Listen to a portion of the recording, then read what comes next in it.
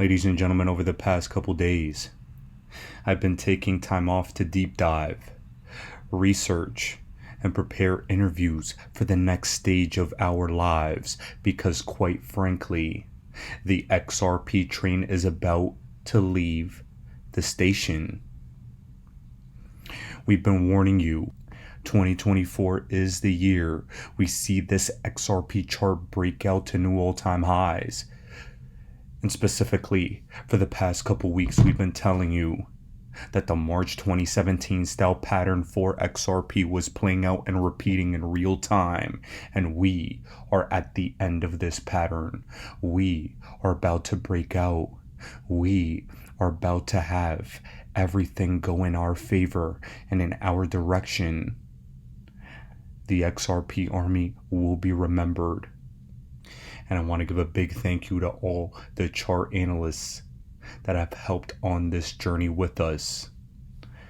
Thank you to Waters Above for his consistent analysis on this very channel. Thank you to BC Backer for all the 702 retracements you've called into Bitcoin tops and everything else along the way.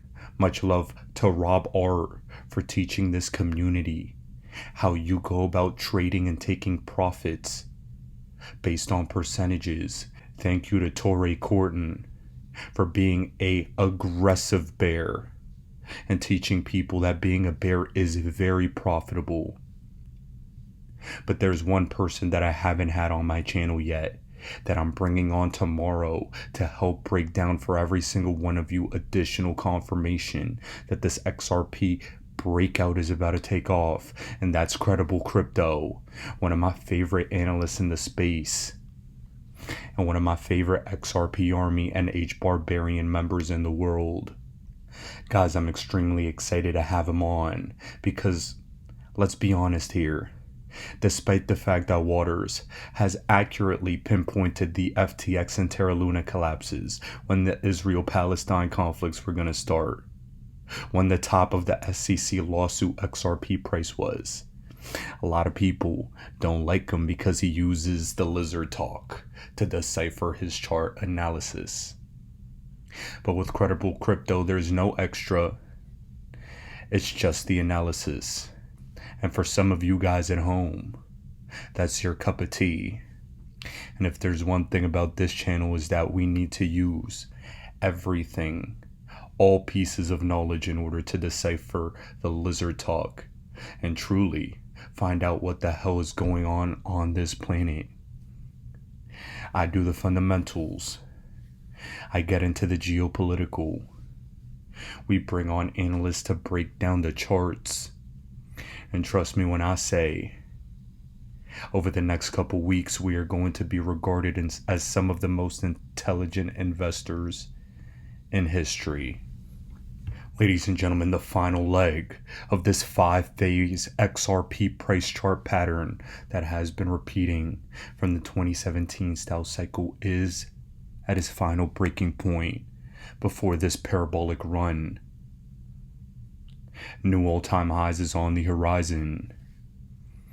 But what I have for all of you today, before I leave you, is a video explaining exactly where the world is about to go, what the agenda at play is, because I need you all prepared, all eyes and ears open, so that you're prepared for what's to come.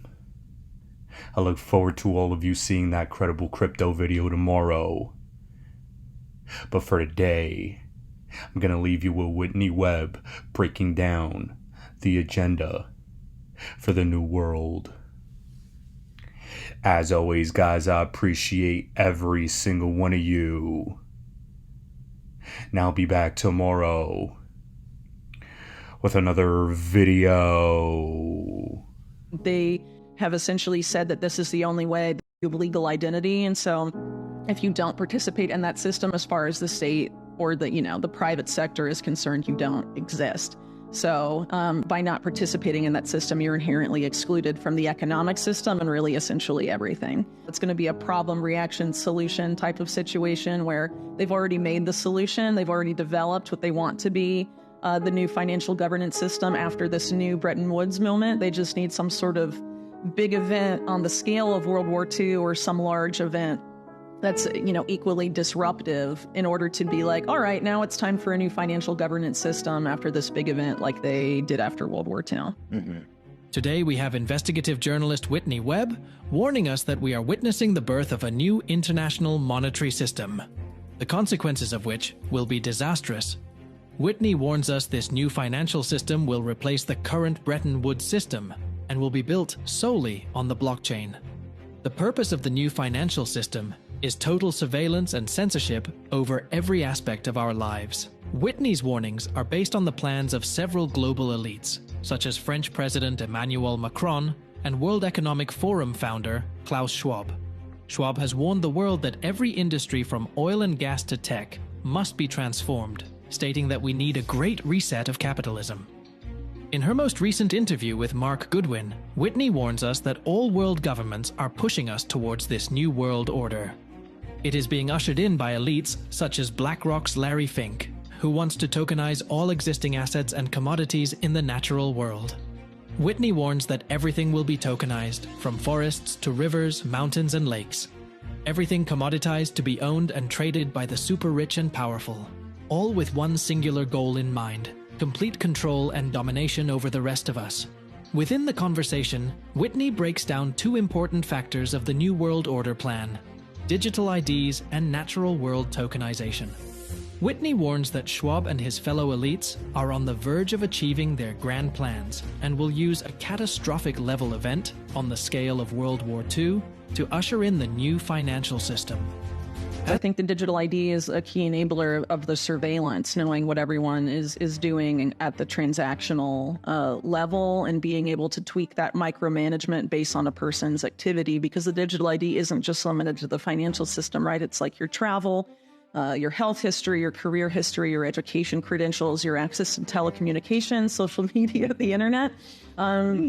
With the new AI era, right, they can fuse all that data, analyze it, and depending on how they develop that AI algorithm, use it to control people really in unprecedented ways. I think the digital ID and the CBDC and its private sector equivalence project is something that we're always sort of intended to be the same system. So there's documents from the UN, from the BIS, and in related groups that are sort of that have been working on this for years. That essentially frame one as essential to the other, using words about, this is inclusionary, the whole, marketing behind digital ID is that everyone needs a legal ID because otherwise they're unable to access essential services, right? And so the idea is we all have to be included in the system, and they directly link that to the concept of financial inclusion and banking the unbanked, which you brought up earlier.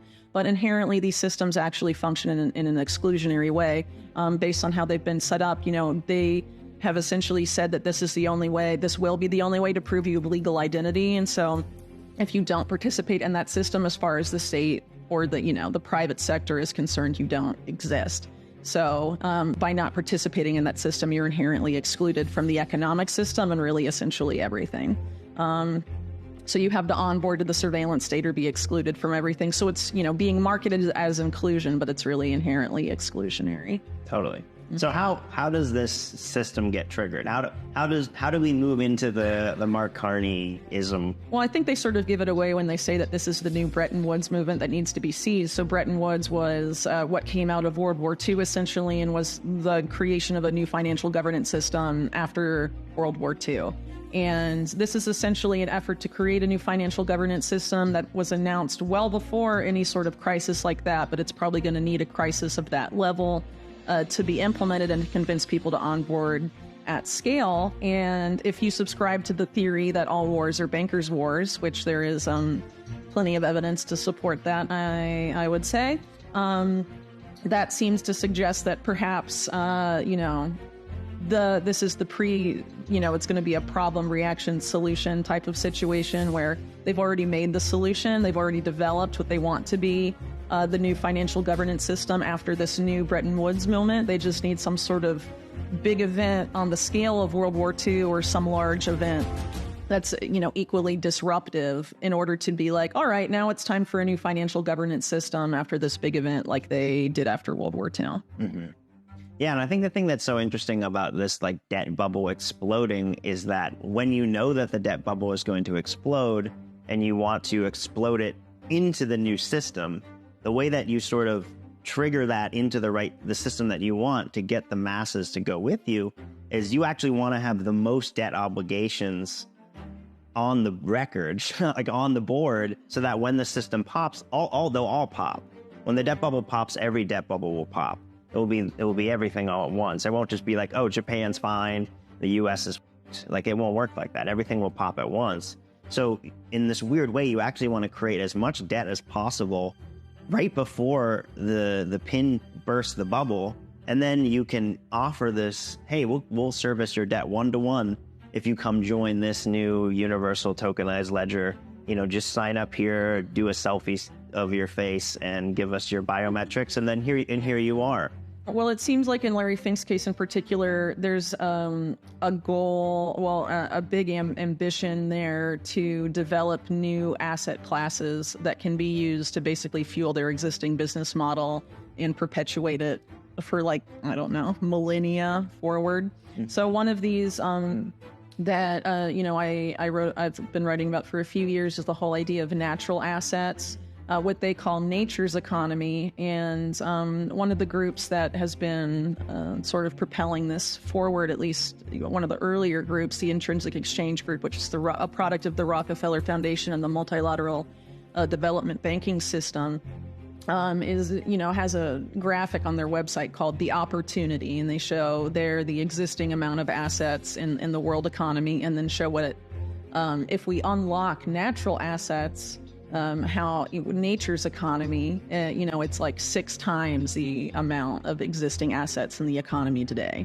And so as an asset manager, BlackRock being able to unlock and take control of as many natural assets as possible that aren't currently part of the financial system is obviously a way for them to perpetuate what they do and deepen and expand their control over not just people in the existing financial system, but really over the natural world as well, and essentially turn everything alive into a tradable Wall Street financial product. And the goal, as Fink has stated, is to have all of this on a universal ledger, on blockchain, presumably, and have it be, trackable and surveillable, which is interesting if you look at it through the context of risk management, which is something that Larry Fink is very open as having been one of the guiding lights of his whole career. And so by having it all surveillable and automated in a sense, he's able to have his risk management AI thing, Aladdin, sort of exercise control over it in unprecedented ways, I think. For their benefit. And then, of course, a lot of what's happening now as we're moving into this new financial governance system is the push to change all of the infrastructure towards this, quote unquote, green model, I guess, or decarbonization, right? Which is, of course, interface with the global carbon market, but not necessarily so, like it doesn't have to be. But the push is obviously to create a bunch of new infrastructure all over the world. And BlackRock is positioning themselves to be one of the key players in that space. They acquired, I think they're called GIP, one of the biggest infrastructure, developers in the world. And I think one of their top guys at Davos just a few months ago was talking about how they're betting really big on infrastructure going forward. And it's going to be one of the biggest investment opportunities of the next several decades, actually. So I think they're quite ambitious. And, if people aren't aware of this, I'm sure they'll get away with it, but we'll see. One of the things, too, about the natural asset thing, at least as far as the natural asset corporation model is concerned, is that you literally just go into a forest or you go to a river or lake and you identify the natural asset. And then at no cost to you, just after identifying it, you issue shares in the natural asset, a lake, a forest, whatever. And then you sell those shares to the sovereign wealth funds, asset managers, whatever, and then you have an IPO and generate all this money. I mean, it's literally just pointing out something outside and being like, this is mine, I'm going to fractionalize it and sell it to people, and you're producing money in out of thin air. essentially. And you're able to do that. I mean, the natural world is vast and huge, and they're doing this, they're financializing it all as framing it as the only way to save the planet. But really, it's the only way for them to save their insane debt racket. Right, right. And it's funny, too, because, I think there's a parallel here that you've talked a lot about where it's like, pay no attention to the man behind the curtain playing with the blockchains and who's validating the blockchains. Howie Lutnick of Cantor, specifically said, hey, if you want something seized, Tether's great, you just call Tether. Ethereum's great, you just call Joe Lubin. You call the guy behind the decentralized theater to blacklist the person or do whatever. Reminds me kind of a little bit of how the AI play is probably going to go, right? It's like, oh, it's AI that's in charge. It's AI that's in control of all these things, but really it's the keepers of the AI. Totally.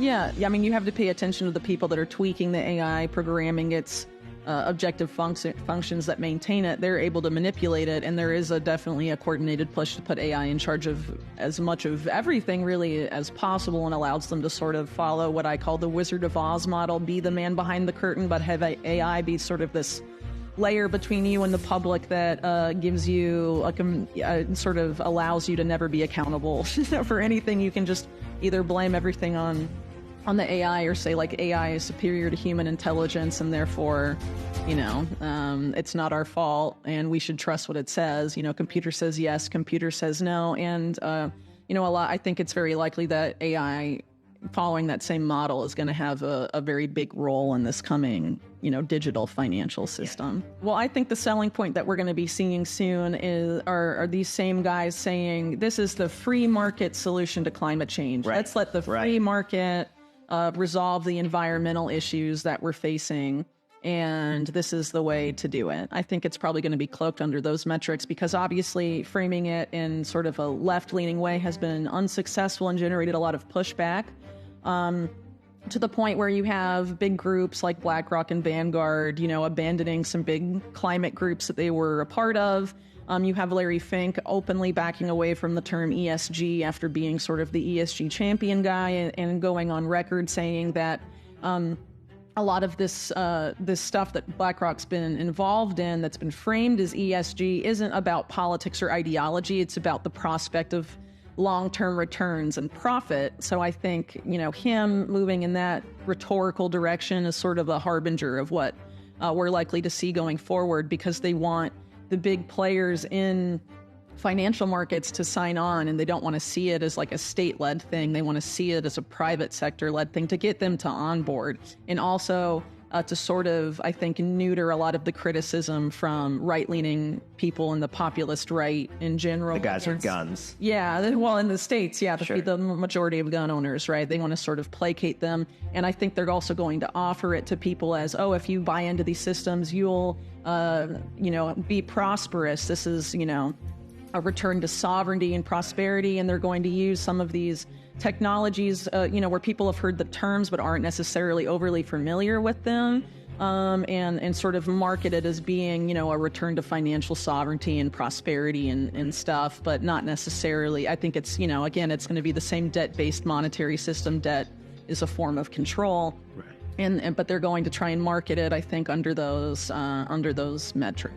So, Fink recently said that he views Bitcoin specifically as a technology for asset storage. And in this multipolar currency paradigm, it's likely there's going to be, in multipolar reserve assets, they want to move away from the appearance, at least, that the U.S. dominates the reserve assets of the world. Do you think Bitcoin has a place in that? And do you think it's possible for the U.S. government to sort of Wizard of Oz that, to sort of be able to manipulate countries, through that potentially? 100%. Yeah. I mean, we talked earlier about how, Bitcoin basically is digital M0. It's this digital base layer money, digital base money, and all of these other dollar denominated things and Ethereums and all these whatevers are debt based. And Larry Fink specifically talks about, it's technology for storing assets. It's this universal ledger of the state that, we can shove any integers into, any bits, and use it to uphold the state of all sorts of other assets. The U.S., I think, has the most to gain from Bitcoin, actually. It's sort of this weird, It's been framed, so much so the opposite. But the US has so much Bitcoin. The United States has 1 million plus Bitcoin. We're seeing companies like MicroStrategy, basically doing a speculative attack against the US dollar while their headquarters is 15 minutes away from the CIA at Langley. They have 200,000 Bitcoin. The ETFs, with Grayscale and with the new BlackRock and Fidelity ETFs, there's like almost 600,000 Bitcoin now within the United States. There's a huge push within the United States, within the borders of the United States, to acquire as much Bitcoin as possible. I think the U.S. has way more to gain as we've crossed this 33 trillion, 34 trillion. We're at this runaway debt service. Where do we print money and retain our economic hegemon? We can actually inflate the dollar into Bitcoin, this demand inelastic asset, and uphold the economic hegemon of the dollar, using Bitcoin basically as this digital M0 to offset. And now we're seeing Basel III laws coming into the play with capital requirements, where if you want to hold $100 million of Bitcoin, you need to hold $100 million of dollars on the books as consumer protection. What that actually means is if that $100 million turns into $10 trillion of Bitcoin because of an insane price explosion, now you need to hold $10 trillion. So they've created this tethering, no pun intended, but also probably pun intended, of the dollar system to Bitcoin. They want to control where this debt bubble pops, and now they have the perfect vacuum to suck up the dollar debt. So, within Bitcoin circles, it's been framed for a long time as the answer to fiat, to the debt-based monetary system. But what you're saying is that the powers that be in the U.S. are poised to use it to perpetuate us into the new era of the debt-based monetary system. Yes, I am, for sure. We have to make sure Bitcoin doesn't just become an asset that's paperized and you trade it with shares on BlackRock's iShares IBIT ticker. And instead, we really focus on making it a currency that can be utilized by everyone in the world, and that billions of people can hold, Bitcoin in a self-sovereign, self-custodial way. And it doesn't just become the settlement network for central banks around the world. Right on.